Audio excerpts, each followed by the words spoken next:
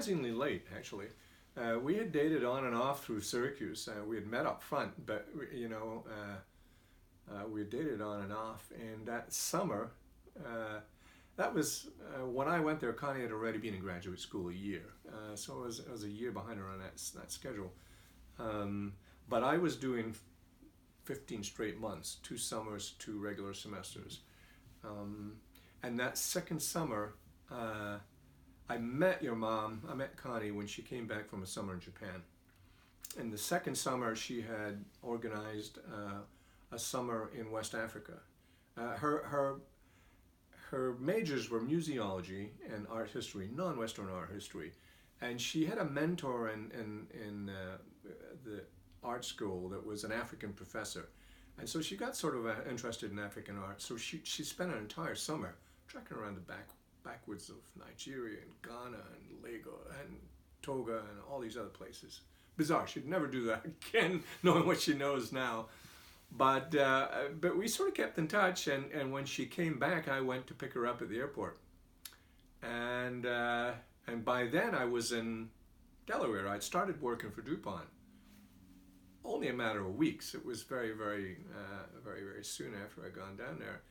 And I just sort of hit it off. She looked great coming off that airplane.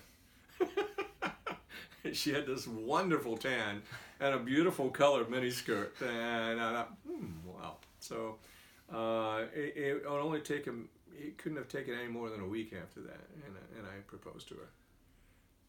And that was in September of '73. Was there anything specifically about her that set her apart from other women you dated? Because I mean, you were dating other women too. I guess always the energy, always the curiosity. It's hard, you know, in affairs of the heart. You know, sometimes it's not always a straight line, and you really sometimes can't quite figure out what's driving you emotionally. But it just seemed right. It just seemed right. I had never ever wanted to ask anybody to marry me until then. And perhaps you could sit down with a sheet of paper and say, now let's count the ways that this is different from all the other ones, but never did that. It just felt right at the time. It felt right when we were married, and 44 years later, it still feels pretty right. So, and I mean, given the statistics of marriage in today's modern world, I mean, that's pretty good. That's pretty good. Definitely. So there was no like specific moment that the light bulb went on or anything like that. The biggest moment was seeing her at the airport when I picked her up. Got it.